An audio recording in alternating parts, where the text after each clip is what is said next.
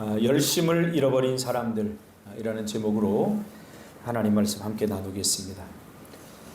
80년대 이전에 79년도 이 정도 되겠죠. 이전에 태어난 세대는 그래도 열심히 살아야 살아낼 수 있었던 그런 시대를 좀 맛본 사람들입니다. 그 이후에 태어난 세대는 열심히 살지 않아도 살아갈 수 있는 그런 세대들입니다. 태어나 보니까 최소한의 생존의 환경이 다 갖추어져 있었던 그런 세대입니다. 성경적으로 치환하면 광야 세대와 가나안 세대로 나눌 수 있을 것 같습니다. 제가 보기에는 한국교회는 90년대에 들어서면서 가나안 시대가 시작되지 않았나 이렇게 전망을 조심스럽게 해봅니다. 광야에서는 최소한의 생존을 위해 자신이 스스로 다 알아서 해야 했습니다. 텐트를 치고 텐트를 걷고 또 물을 구해오고 이 모든 것의 그 기저에는 물론 하나님의 은혜가 있었지만 그래도 광야에서의 삶은 굉장히 번거롭고 힘든 그런 삶의 여정이었습니다. 가서 물을 사올 수 있는 것도 없고 물을 찾아 헤매야 됐고 누가 대신 텐트를 쳐주지 않고 자기 잘 공간은 자기가 텐트를 쳐서 마련해야 되는 그런 시대가 바로 광야 시대입니다. 이 시대를 사용가치의 시대다 이렇게 부를 수 있습니다. 그러나 가나안은 교환가치의 시대로 접어든 것입니다. 이 사용가치의 시대는 내 열심이 필요합니다. 내 열심이 필요하고 번거롭고 복잡한 과정에 내가 개입해야 됩니다. 그러나 교환 가치의 시대는 이미 다 있어서 그런 것들을 물물 교환하면 됩니다. 돈을 주고 사면 되는 그런 시대라는 거죠. 제가 어릴 적만 해도 시골에서는 거의 반찬을 사 먹는 일보다는 다 밭에서 캐다 먹거나 자급자족 했던 그런 시대의 끝 마무리에 제가 살았던 것 같습니다. 그러나 어느 순간에 우리는 더 이상 밭으로 나가지 않고 이제 마트로 갑니다. 왜냐하면 이제 완전히 교환가치의 시대로 접어든 것입니다. 이스라엘 백성들을 이렇게 나누어 보면 광야에서의 삶과 그리고 가나안에서의 삶은 완전히 다른 삶이 되어버린 것입니다. 이미 다 있어서 그것을 돈을 주고 사면 되는 시대에 그 시대가 바로 가나안 시대입니다. 이때부터 사람들의 생각이나 가치관이 서서히 바뀌기 시작합니다. 삶의 자세와 태도도 바뀌기 시작합니다. 이것을 하나님께서는 굉장히 조심스러워 했습니다. 너희가 만약에 가나안에서의 삶은 광야에서의 삶과 완전히 다른 삶이 될 것인데 그때 너희들이 참 조심해야 될 것이다. 이렇게 하나님께서 전망하면서 하신 말씀이 신명기 6장 10절부터 이하의 14절부터 계속되는 말씀입니다. 제가 읽어드릴게요. 내 하나님 여호와께서 내 조상 아브라함과 이삭과 야곱을 향하여 내게 주리라 맹세하신 땅으로 너를 들어가게 하시고 가나안을 말하는 겁니다. 내가 건축하지 아니한 크고 아름다운 성읍을 얻게 하시며 11절에 내가 채우지 아니한 아름다운 물건이 가득한 집을 얻게 하시며 내가 파지 아니한 우물을 차지하게 하시며 내가 심지 아니한 포도원과 감람나무를 차지하게 하사 내게 배불리 먹게 하실 때에 12절에 너는 조심하여 너를 애굽 땅 종되었던 집에서 인도하여 내신 여호와를 잊지 말고 13절에 내 하나님 여호와를 경외하며 그를 섬기며 그의 이름으로 맹세할 것이니라. 그러면서 14절에 굉장히 중요한 말씀을 하나님께서 하십니다. 너희는 다른 신들 곧 내 사면에 있는 백성들의 신들을 따르지 말라. 이렇게 이야기합니다. 그러니까 앞에 있는 내용은 사실 그렇게 중요한 게 아니에요. 그런데 목사님들은 이 앞에 있는 내용을 굉장히 중요하게 다루거든요. 사실은 이 신명기 6장의 핵심 말씀은 14절입니다. 이때에 너희는 다른 신들 곧 내 사면에 있는 백성들의 신들을 따라서는 안 될 것이다. 이렇게 이야기합니다. 그러면 내 사면의 신들, 다른 신들은 어떤 신을 말할까요? 여러 신들이 있습니다. 뭐 바알 신도 있고 다양한 신들이 있는데 그 신들의 중심에 뭐가 딱 버티고 있냐면 바로 맘몬, 돈이 버티고 있습니다. 돈.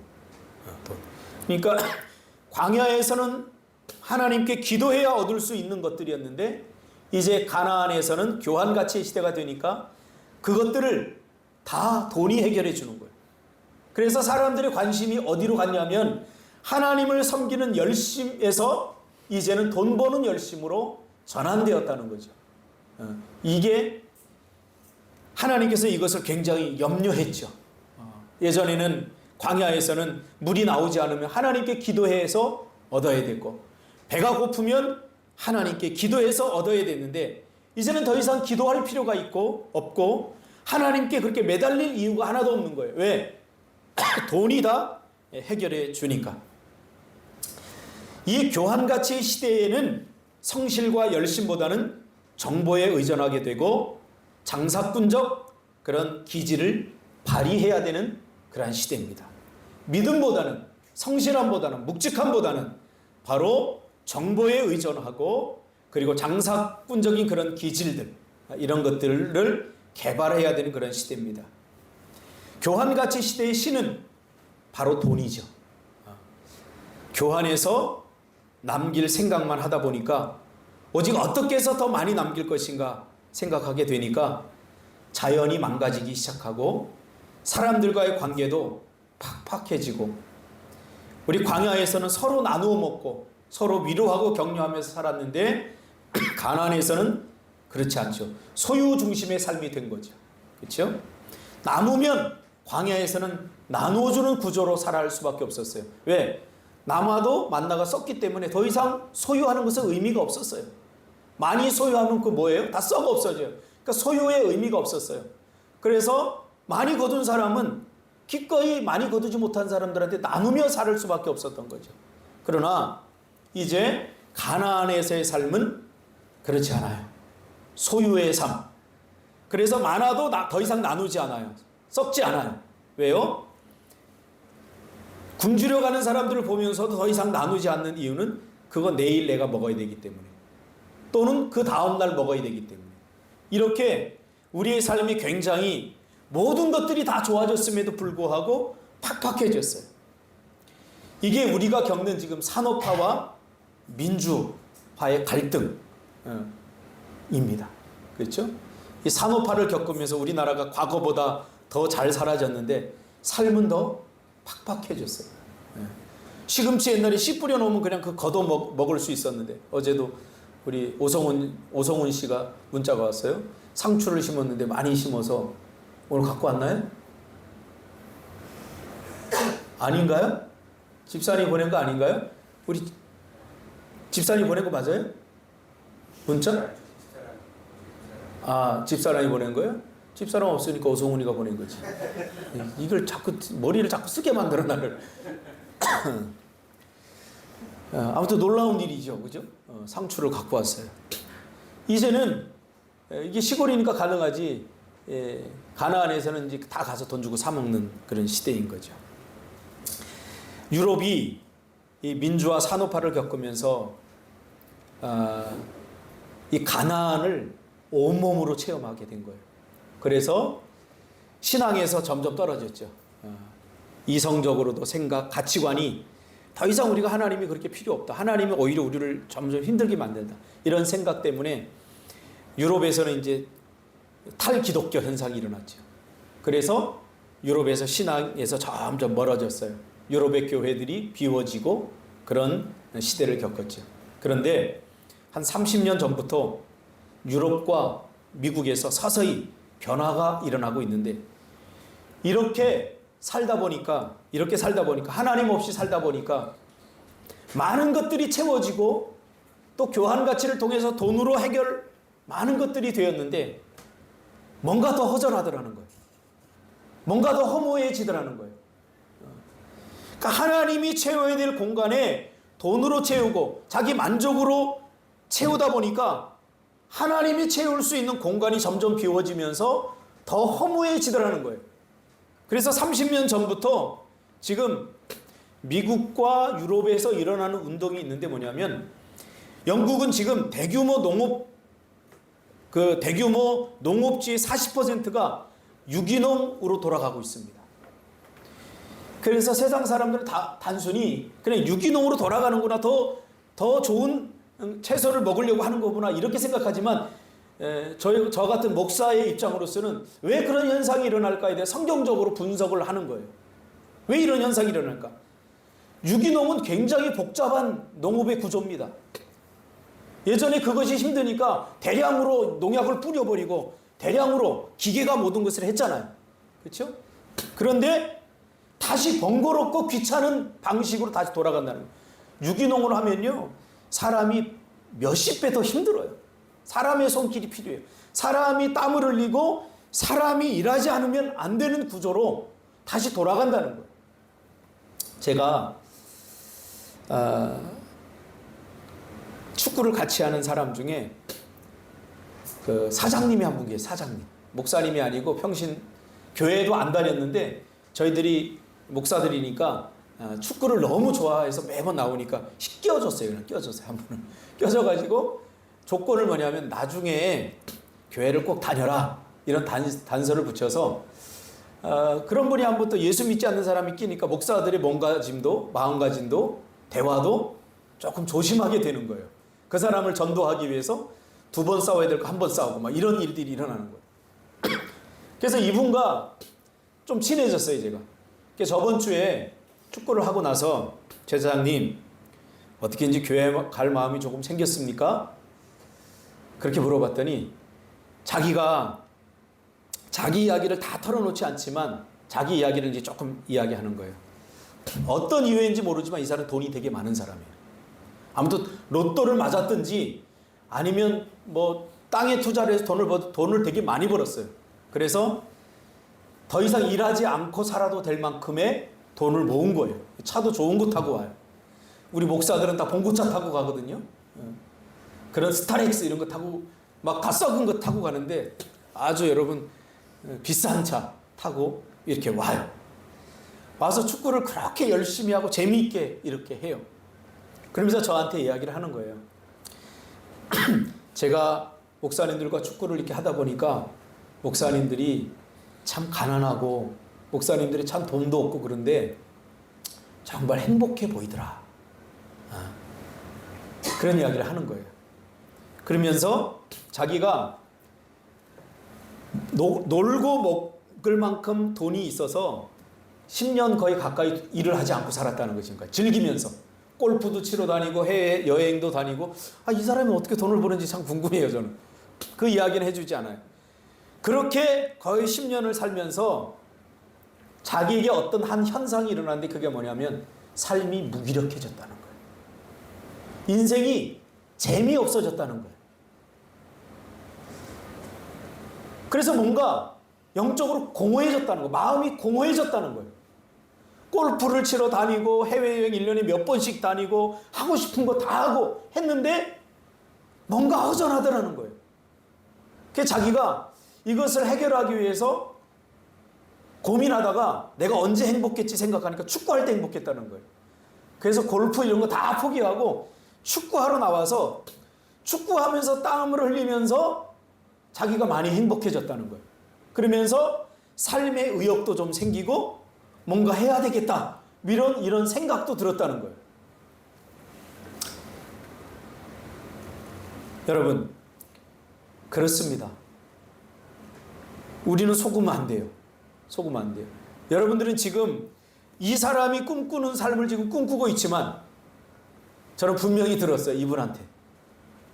그거 별로 우리를 행복하게 하지 않아요. 심지어 미국에서는 지금 비행기로 농약을 대량으로 살포해서 생산하던 이 미국도 약 2%가 이제는 작은 농장들로 채워지고 있다는 거예요. 대량으로 뿌리는 게 아니라 자기가 이렇게 하면서 약을 주고 지금 소규모의 농장을 만들어가고 있다. 이런 운동이 일어나면서 지금 대량 생산의 약 2%가 지금 이런 형태로 가고 있다는 거예요. 이것은 굉장히 대변환이 일어나고 있는, 사람들의 마음이 뭔가 변하고 바뀌어가고 있다는 거예요. 그러니까 어리석은 사람은 뭐냐면 다른 사람들이 하니까 그렇게 나도 똑같이 사는 거예요. 거기에 행복이 있다고 생각하는 거예요. 그러니까 제가 자꾸 자기를 찾자고 하잖아요. 자기 자아를 찾자고 하잖아요. 자꾸 남들처럼 살아서는 안 돼요. 사람의 마음이 지금 변화되고 바뀌고 있는 거예요. 마음이 바뀌면 행동의 변화로 나타나게 되어 있어요. 행동이 변화되면 삶이 변화되게 되어 있는 거잖아요. 유럽과 미국에서 이런 일이 일어났다는 것은 곧 우리도 머지않았다는 거예요. 제가 무슨 말을 하려고 하냐면 그동안 성경을 거부하고 거절했던 그런 사람들이 다시 말씀의 필요성을 느끼고 있다는 거예요. 지금 말씀으로, 성경의 시대로 다시 돌아와야 된다. 그런 걸 많은 사람들이 지금 느끼고 있다는 거예요. 역사를 통해서 우리에게 지금 말해주고 있는 거예요.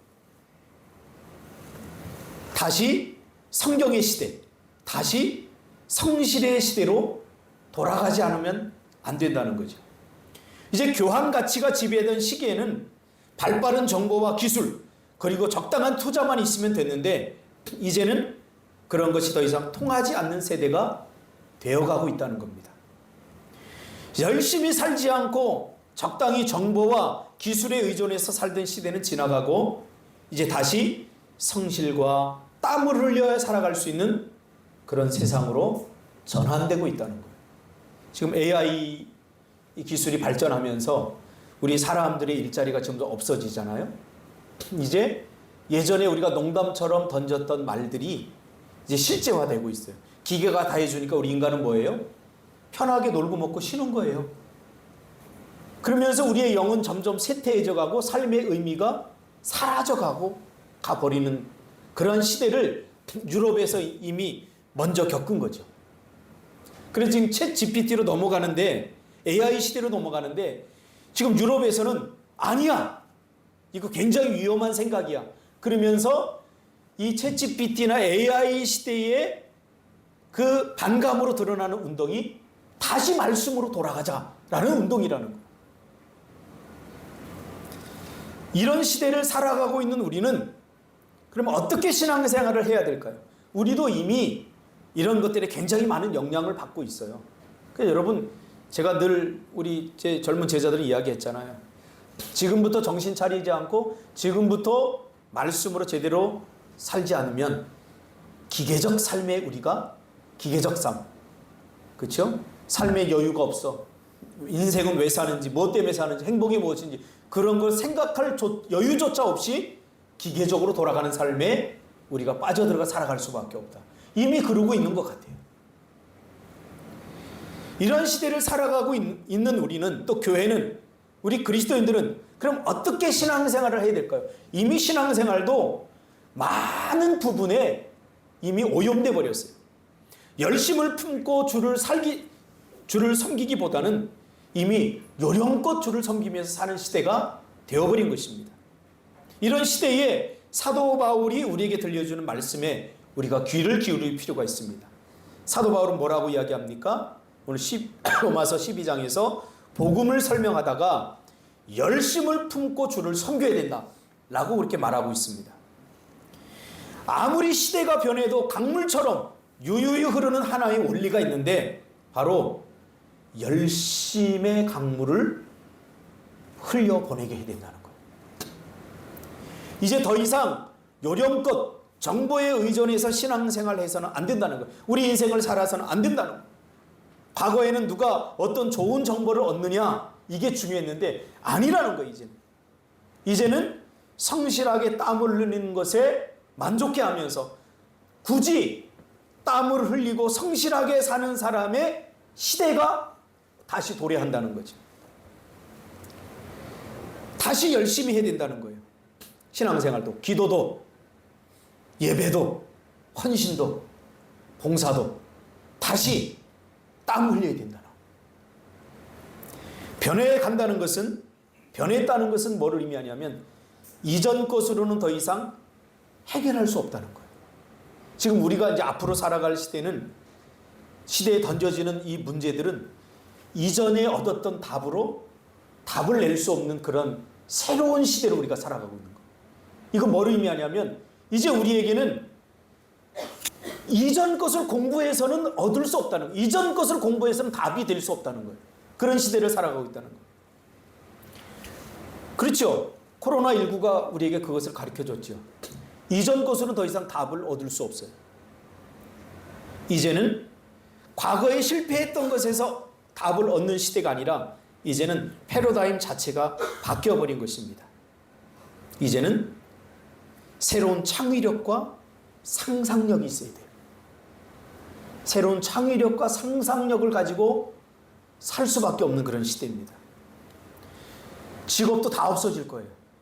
이미 지금 굉장히 많이 없어지고 있어요. 그러면 없어지지 않을 직업이 무엇인가를 고민해야 돼요. 제가 봤을 때 의사도 상당 부분 이제 다 없어집니다. 왜?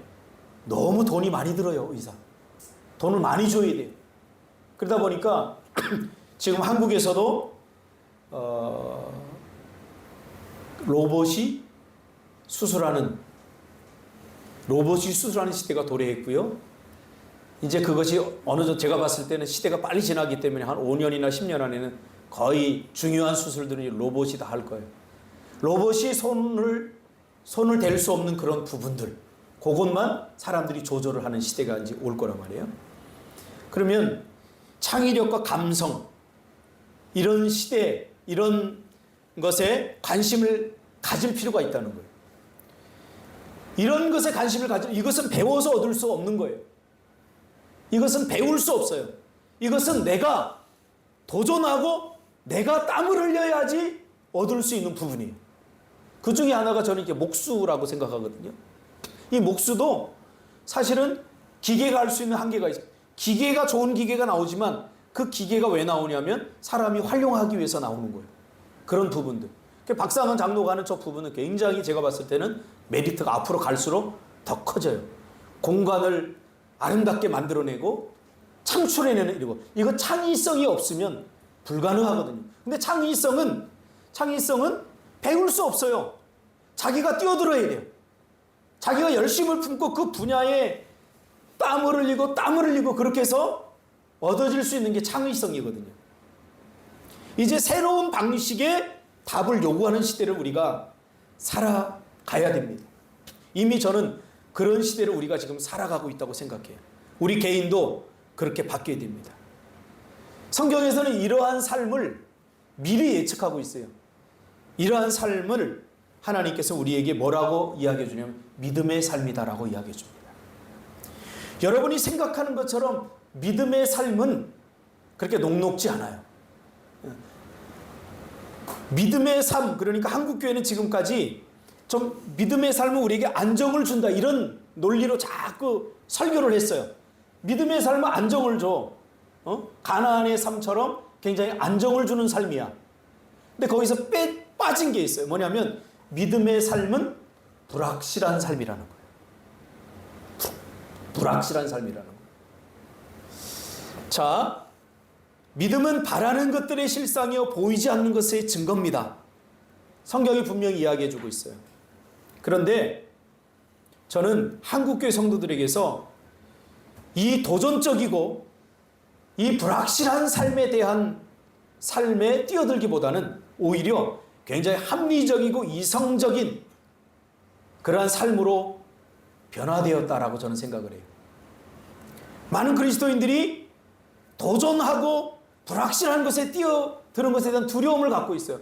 그래서 오히려 기도를 하는데 안정된 삶을 위해서 기도해요. 도전을 별로 좋아하지 않아요. 제가 새벽에도 이야기했지만 직관적 사고, 이것이 믿음적 사고라고 그랬죠. 믿음 생활을 잘한다는 것은 도전해야 된다는 거예요. 불확실함 속으로 뛰어든다는 거예요. 전혀 새로운 경험해보지 못한 그러한 세상으로 내가 나아가야 된다는 것이 믿음의 삶이에요. 그러니까 여러분, 헌신이 뭐냐면 헌신 예배 드리잖아요. 헌신이 뭐냐면 시키는 대로 잘하는 게 헌신이 아니에요. 헌신은 말씀에 나 자신을 헌신하는 거예요. 그러니까 헌신이라고 하는 개념은 뭐냐면 내 주장이 있고 내 생각이 있고 내가 하고 싶은 게 있지만 그러나 그 모든 것을 내려놓고 말씀대로 따르는 것. 말씀에 헌신하는 것이 진정한 헌신이에요. 그것을 가장 잘한 사람이 누구냐면 아브라함이에요. 아브라함은 하나님께서 본토 친척 아비 집을 떠나라고 했을 때 그는 그 말씀에 헌신한 거예요. 말씀에. 불확실한 세계로 뛰어드는 거예요. 이게 헌신이에요. 말씀에 순종하는 것이 헌신이에요. 헌신의 기본이에요. 그러나 우리는 자꾸 신앙을 확률화하려고 합니다. 확률적으로 만들려고 해요. 이렇게 기도하면 이 정도 기도하면 응답되겠지. 이렇게 헌신하면 이 정도 하면 되겠지라고 자꾸 우리의 신앙을 확률화하려고 그래요. 어떤 시스템과 조직으로 만들어서 그것을 계속해서 반복하려고 해요. 여러분, 반복이 아닙니다. 이제는 날마다 우리가 새로운 삶으로 도전해 나가야 되는 것이 그것이 바로 우리에게 주어진 삶이에요. 여러분이 지금까지 알고 있던 것으로 미래를 살아갈 수 없어요. 이제 다 깨버려야 돼요. 이런 생각들을. 여러분이 지금까지 생각하고 있던 신앙의 모습들 이거 다 버려야 돼요. 18세기에 아주 위대한 사람들의 생각을 바꾸는 한 가지 사건이 터집니다. 근데 이건 굉장히 사소한 사건이에요. 어떤 사건이냐면 백조 사건이라고 일명. 백조는 무슨 색이에요? 백조는 무슨 색깔이에요? 예? 무슨 색깔? 예, 흰색. 아니 모르나요 백조? 백조는 그러면 전부 다 여러분 흰색의 백조를 떠올릴 거예요. 그러나 호주에서 18세기에 검은색 백조가 발견됩니다. 그러니까 사람들의 패러다임이 완전히 바뀐 거죠. 이제 앞으로 우리의 삶을 살아가는 여러분들은 패러다임 자체를 바꿔야 돼요. 자꾸 과거에 이제 얽매여서는 안 되고 이제 다시 우리는 말씀으로 돌아가야 돼요. 그래서 성실해야 돼요. 열심을 품고 주를 섬겨야 돼요. 오늘날 한국 교회가 이렇게 무너져가고 있는 것 중에 하나는 뭐냐면 목사들이 예전에 뭐라고 그랬냐면 그렇게 열심히 안 해도 되니까 우리가 하나님 앞에 드려야 되는 시간들, 우리가 하나님 앞에 드려야 되는 그러한 열정들, 그걸 뭘로 바꿨냐면 교환 가치로 바꿨어요. 뭘로? 돈으로. 그래서 어떻게 얘기하냐면 야, 교회에 그렇게 많이 안 보이도 되니까 세상 나가서 열심히 돈 벌어서 헌금 많이 해. 저는 반대합니다. 교회에 많이 보이세요. 헌금 적게 해도 좋으니까 교회 나와서 청소도 하고 교회 열심히 나와서 뭔가를 하세요. 뭔가를 하세요. 그러다 보니까 성도 교회에서 누가 인정을 받냐면 헌금 많이 하는 사람이 다 인정을 받는 거예요. 그러다 보니까 교회가 예전에는 전부 다 교회에 집사님들, 장로님들이 다 일했어요. 크리스마스 추리 달면 장로님이 와서 추리 달고 교회 청소하는데 권사님들이 다 와서 청소하고 했어요. 그런데 이제 더 이상 보이지 않고 11조별로 다 나가니까 어떻게 됐냐면 전문 사역자들을 쓰기 시작했어요. 그게 부교육자들이에요. 그러면서 진정한 땀을 흘리고 수고하며 애써야 되는 이 신앙의 가치가 사라져버렸어요. 저는 우리 교회는 반대입니다. 제가 분명히 얘기했어요. 헌금하는 것도 중요하지만 더불어서 함께 해야 되는 게 뭐냐면 이제는 내가 땀을 흘려야 돼요. 내가 수고해야 돼요. 엊그제도 제가 새벽기도 나와서 굉장히 감동한 한 장면이 있었어요. 말씀을 딱 전하고 났는데 박순상 집사님이 방석을 하나 갖고 오더니 이 앞에다가 딱 놓더니 거기다 무릎 꿇고 기도하는 제가 굉장히 감동했어요. 무릎 꿇고 기도하고 싶은 마음을 제가 알거든요. 이 의자에 앉아서 기도하는 것도 좋지만 무릎을 꿇고 싶은 마음을 저는 알거든요. 그런 마음을 갖고 있구나. 아직도 이런 분들이 있구나. 굉장히 제가 감동을 했어요. 여러분, 편하게 앉아서 집에서 해도 되죠. 그러나 이제는 우리 땀을 흘려야 됩니다. 번거로움, 수고, 성실의 시대 이제 다시 돌아온 거예요. 회사에 나가서 자기 일만 열심히 하면 된다는 사고에서 이제는 내일을 잘하는 것은 당연한 일이에요. 이제는 예수님처럼 남을 돕기 위해서 더 열심히 살아야 됩니다. 그러니까 우리가 얼마나 합리적이고 이성적인지 몰라요. 교회도 여러분 제가 보니까 우리 교회도 그렇게 자꾸 바뀌어가고 있어요. 내일만 잘하면 돼. 주일 학교 맡겼으니 이것만 잘하면 돼. 나 내일 못했어? 내일 못하는 사람도 있는데 그거에 비하면 나는 내일 다 했잖아. 이 이후의 삶은 내가 내 맘대로 살 거야. 굉장히 교회가 합리적이고 이성적으로 바뀌면서 교회가 유기체에서 조직체로 자꾸 변화가고 있어요. 그런 게 어디 있어요? 이 작은 교회에 내가 할 일이 어디 있어요? 화장실 청소도 하고 주일학교 교사도 하고 청소년부 교사도 하고 그래도 시간이 남으면 또 다른 거 해야죠. 내일만 다 했다고 내일이 끝나나요? 저도 그렇게 한번 해볼까요?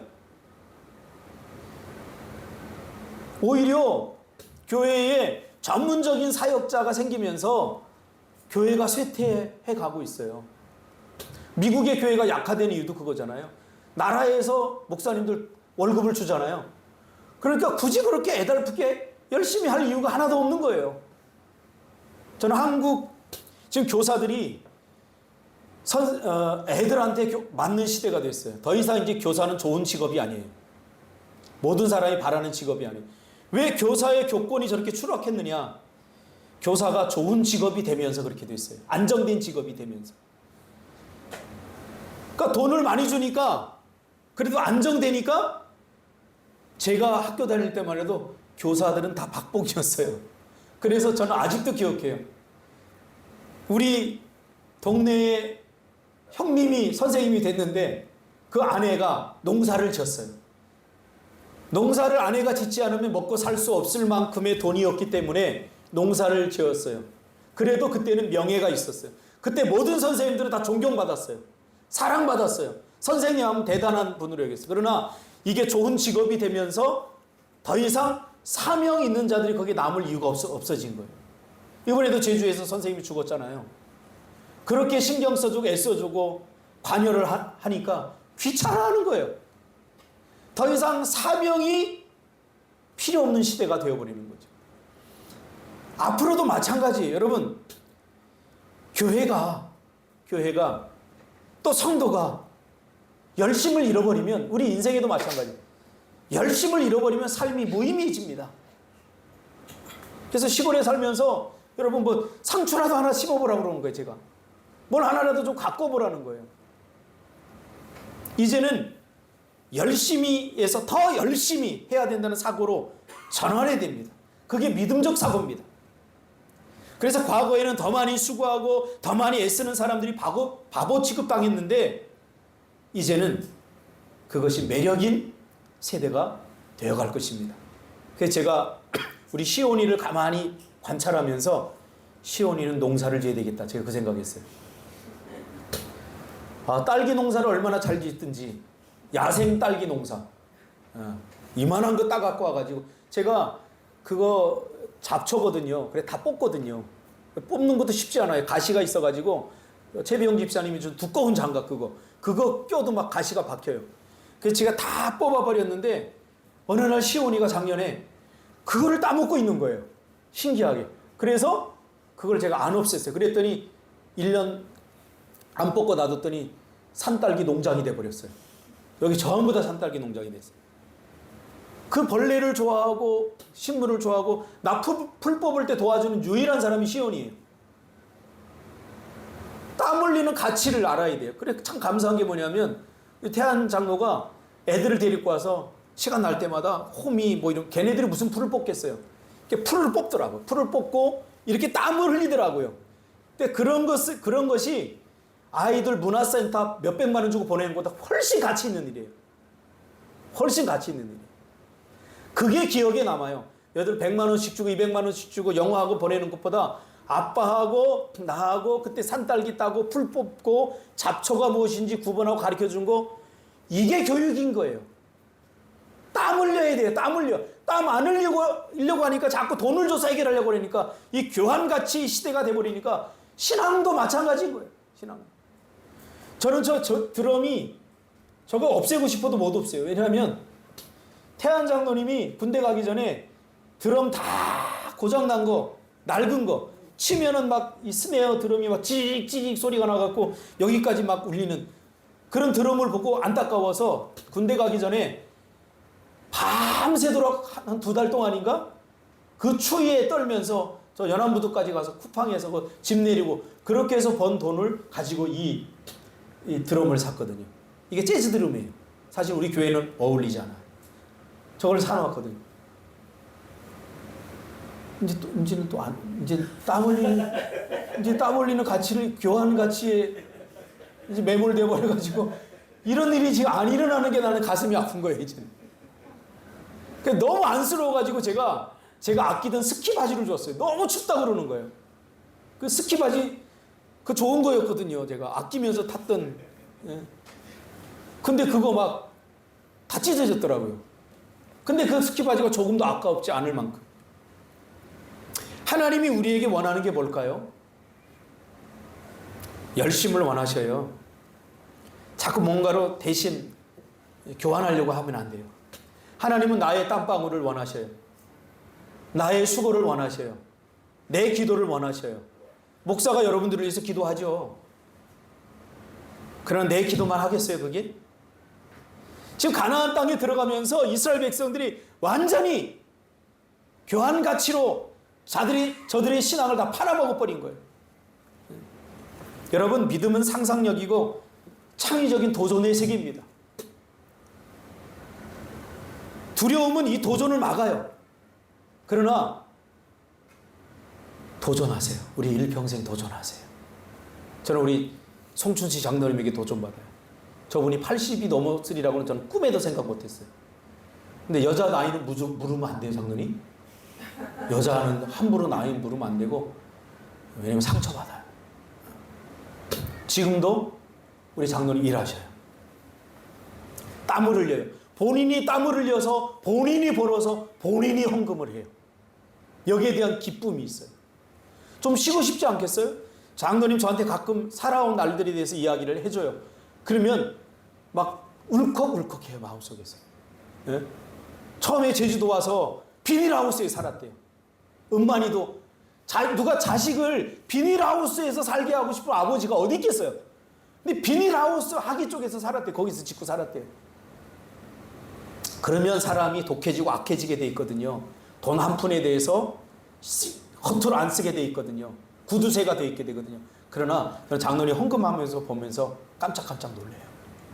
아, 이분은 거의 다 본인이 땀을 흘리는 가치를 자기가 아니라 주를 위해서 이분은 흘리고 있구나. 여러분, 병든 닭마냥 되어가는 한국교회 성도들을 보며 참 안타까워요. 땀을 흘려야 돼요.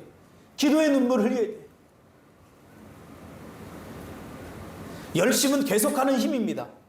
오늘 목사님이 왜 지금 이 설교 본문 이야기를 안 하고 자꾸 이런 이야기를 하지? 성실하라, 뭐 땀을 흘려라.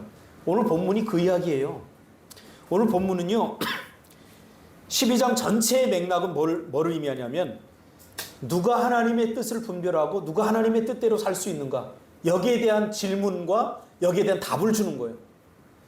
누가 12장 전체 보세요. 하나님의 뜻을 분별하는 새 생활, 이렇게 큰 주제로 정해졌잖아요. 그러니까 12장 전체는 누가 하나님의 뜻을 알고 누가 하나님의 뜻대로 살 수 있고 하나님의 뜻이 무엇인가 라고 질문하는 거예요.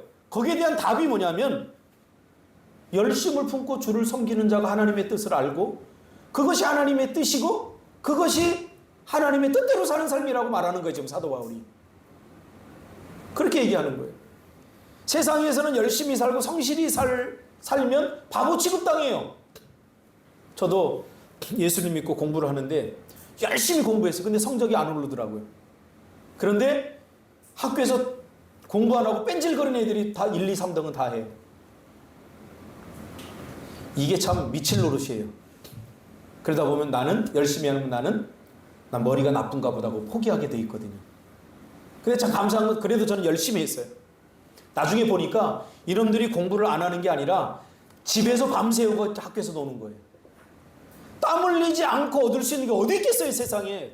다 거짓말이에요. 속으면 안 돼요. 다 성공한 사람들은 피나는 땀을 흘리는 사람들이에요. 이게 일반 은혜 안에서도 이게 다 혜택을 누리게 되는 거예요. 그래서 오늘 12장 전체 맥락을 짚어보면 그 이야기예요. 하나님의 뜻을 알려면 성실해야 된다는 거예요. 열심을 품어야 된다는 거예요. 어떻게 해야 됩니까? 열심히 기도해야 된다는 거예요. 어떻게 됩니까? 열심히 섬겨야 된다는 거예요. 열심을 빼고는 하나님의 뜻을 알 수도 없고, 열심을 빼고는 하나님의 뜻대로 살지 않는 거예요. 게으른 삶은 하나님의 뜻이 아닌 거예요. 달란트 비유에서 이야기해 주잖아요. 달란트 비유에서 이 한 달란트 받은 사람은 그것을 숨겨놓고 감춰놨는데 주인이 나중에 뭐라고 판결을 내냐면 이 악하고 게으른 종이라고 그래요. 악하고 게으른 종. 악하고 게으른 종. 그러니까 땀을 흘리지 않는 것이 악하고 게으른 거예요. 악하고 게으른 거. 저는 머리가 복잡하고 그럴 때마다 육신을 쓰는 노동을 해요. 이게 육신을 쓰는 노동을 하는 거, 이게 엄청난 축복이고 혜택이에요. 육신을 쓰고 나면 온몸이 다 결려요. 이제는 힘들어요. 그런데 푹 잠들게 돼 있어요. 그것도 아니면 저는 요즘도 일주일에 한 번씩 한 10km씩 뛰어요. 내가 10km 뛴다니까 와, 체력이 대단하다, 그렇게 이야기하는 사람이 있어요. 천만에요. 저는 10km를 뛰면서 한 걸음 디딜 때마다 그만 뛸까 생각을 안 해본 적이 없어요. 10km를 제가 뛰면 1시간 조금 넘어요. 근데 절대 멈추지 않아요. 여기서 항몬 유적지까지 가면 10km예요. 그 언덕 주차장까지 가면, 우리 집에서 딱 가면 10km 정도 돼요. 약 몇백 미터, 잠깐 부족하긴 하지만 10km 돼요. 그 10km를 뛰면서 내가 체력이 있어서 내가 뛸만 해서 뛰는 거 아니에요. 한 100m 뛰고 나면 아이, 걸어갈까?